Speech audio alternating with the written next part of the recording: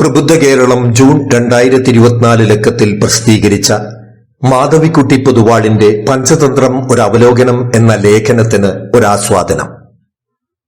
നമ്മുടെ പൈതൃകത്തിലെ കഥകളുടെ മാധുര്യത്തെക്കുറിച്ച് റഫറൻസുകളിലൂടെ സാധാരണ വായനക്കാരിലേക്ക് മഹത്ത് ഗ്രന്ഥങ്ങളുടെ നന്മയെ ഒരു ആലോചനയായി പകർന്നുകൊടുക്കാൻ മാധവിക്കുട്ടി പൊതുവാൾ എന്ന എഴുത്തുകാരിക്ക് സാധിക്കുന്നു.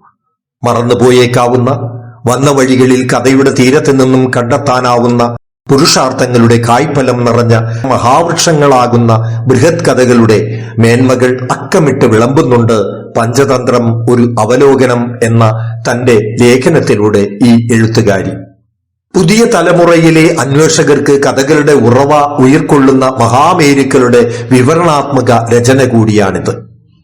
ബൃഹത് കഥ, കഥാസരിത്ത സാഗരം, ബൃഹത് കഥാമഞ്ജരി, ബ്രാഹ്മണങ്ങൾ, ശുനശേഫോപാഖ്യാനം, ജൈന കഥകൾ, ഭാരതമഞ്ജരി, ജാതകമാല, ഇങ്ങനെ എഴുത്തുകാരനേക്കാൾ പൗരാണികമായ അവരുടെ എഴുത്തുകൾ പ്രസിദ്ധിയാർജിച്ച കഥയുടെ ഹിമാലയങ്ങളിലേക്ക് സഞ്ചരിക്കാൻ അനുവാചകരെ ഈ അവലോകനം പ്രേരിപ്പിച്ചെങ്കിൽ ഒട്ടും അത്ഭുതപ്പെടാനില്ല. കാരണം സ്ഥൂലത്തിൽ നിന്ന് സൂക്ഷ്മത്തിലേക്ക് യാത്ര ലക്ഷ്യമാക്കിയവർക്ക് ഈ ലേഖനം ഒരു ചൂണ്ടുപലക തന്നെയാണ്. അങ്ങനെ സൂക്ഷ്മത്തിലേക്ക് മെല്ലെ മെല്ലെ ചുവടുവയ്ക്കുമ്പോഴാണ് നീതിസാരങ്ങളുടെ നിർമ്മലമായതും എന്നാൽ ഭൂതകാലത്തിൽ നിന്ന് വന്ന് വർത്തമാനകാലത്തിൽ നിലനിന്ന് ഭാവിയിലേക്ക് നീരരുവി പോൽ ഒഴുകുന്ന പഞ്ചതന്ത്രം എന്ന മഹാകഥാപ്രവാഹത്തിന്റെ തീരത്ത് നാം എത്തുക. മാധവിക്കുട്ടി പൊതുവാൾ തന്റെ അന്വേഷണത്തിന്റെ കൗതുകം കൃത്യമായി അവതരിപ്പിക്കുകയാണിവിടം. പഞ്ചതന്ത്രം ജനകീയമായതും ഈ തന്ത്രങ്ങളുടെ പേരിലെ പ്രസക്തിയും അഞ്ചിലും സഞ്ചിതമായ വ്യത്യസ്തതയും കൃത്യമായി വിവരിക്കുന്നുണ്ട് ഈ രചനയിൽ.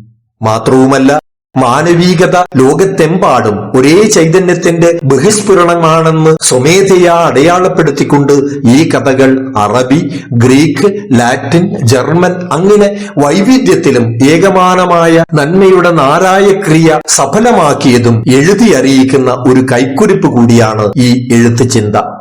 തന്റെ ഗുരുക്കന്മാരും പൂർവിക മഹാജ്ഞാനികളുമായ രചയിതാക്കൾക്ക് ഈ എഴുത്തുകാരിയുടെ പാദസ്മരണ തന്നെയാണ് ഈ അക്ഷരമണികൾ.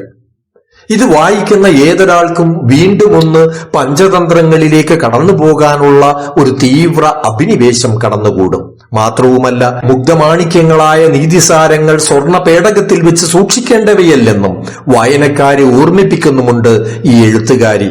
അത് പൈതൃക കഥകളുടെ സൗഗന്ധിക താഴ്വരയിലേക്ക് സഹൃദയരെ കൊണ്ടുവന്നിരുത്താൻ പ്രേരണയാവുന്നുമുണ്ട്. മഹാഭാരതത്തിലും ഉപനിഷത്തുകളിലും ജന്തുക്കളെ സന്ദർഭോചിതമായി അവതരിപ്പിക്കുന്നതും ലോകസാഹിത്യത്തിൽ ജന്തുകഥകളുടെ പ്രചാരണത്തെക്കുറിച്ചും പരാമർശ വിധേയമാക്കുന്നുണ്ട്.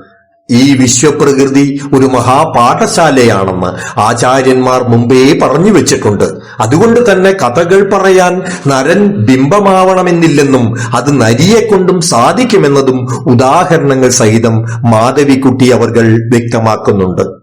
കായിക ശക്തിക്കും ബുദ്ധിശക്തിക്കുമപ്പുറം ജീവിത വിജയത്തിന് വിവേക വിവേചന ബുദ്ധിയാണ് വേണ്ടതെന്ന് പഞ്ചതന്ത്രം കഥകൾ ആവർത്തിച്ച് അടയാളപ്പെടുത്തുന്നതിൽ സിംഹഭാഗവും ജന്തുപ്രാണികുലത്തിന്റെ ആശയവിനിമയത്തിലൂടെയാണെന്നതും ഈ തന്ത്രകഥകൾ പരസ്പരാശ്രിതമായ ഒരു ലോകസത്യത്തെ കൂടി ഉയർത്തിക്കാട്ടുന്നുണ്ടെന്നും ഈ ലേഖനം പ്രകീർത്തിക്കുന്നുണ്ട്.